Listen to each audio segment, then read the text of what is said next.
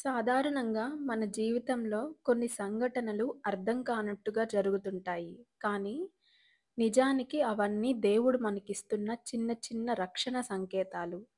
ఇవాళ వాటిలో ముఖ్యమైన 5 సైన్‌ల గురించి తెలుసుకుందాం. ఆకస్మికంగా ఒక పని ఆగిపోవడం. ఎప్పుడైనా మీరొక పని చేయడానికి బయలుదేరితే ఏదో అడ్డం వస్తుంది. వాహనం స్టార్ట్ అవ్వదు, లేదా ఎవరో ఫోన్ చేస్తారు. ఇవి సాగతీతలు కాదు. చాలా సార్లు ఇవి దైవ రక్షణ సంకేతాలు.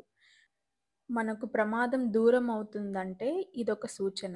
ఇక రెండవది, మనసు అకస్మాత్తుగా ఇది చేయొద్దు, ఇది చేయొద్దు అని పదే పదే చెప్పడం. మన మనసులో ఒక్కసారిగా వచ్చే చిన్న హెచ్చరిక. ఇది మీ అంతరాత్మ కాదు. ఇదే దేవుడు మాట్లాడే విధానం. మీరు చేయబోయే ప్రమాదకరమైన పనిని ఆపడానికి ఇలా మనకనిపిస్తుంది.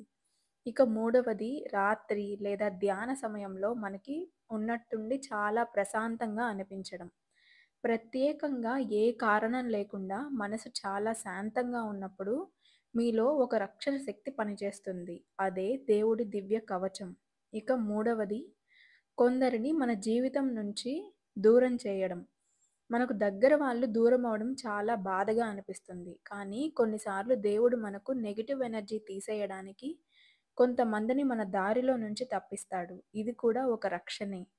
అలాగే ఐదవది, పెద్ద సమస్య ఒక చిన్న సంఘటనతో తప్పిపోవడం.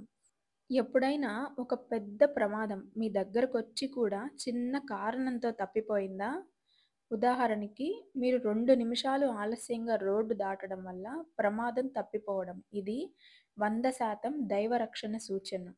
మనం గమనించాలే కానీ, దేవుడు ఎప్పుడూ మనతోనే ఉంటాడు. మనతో మాట్లాడుతూనే ఉంటాడు. కానీ మనం గమనించం. ఇక నుంచి గమనించడానికి ట్రై చేయండి. మీ జీవితంలో ఇలాంటి రక్షణ సంకేతాలు ఎప్పుడైనా జరిగాయా? జరిగితే కామెంట్ చేయండి.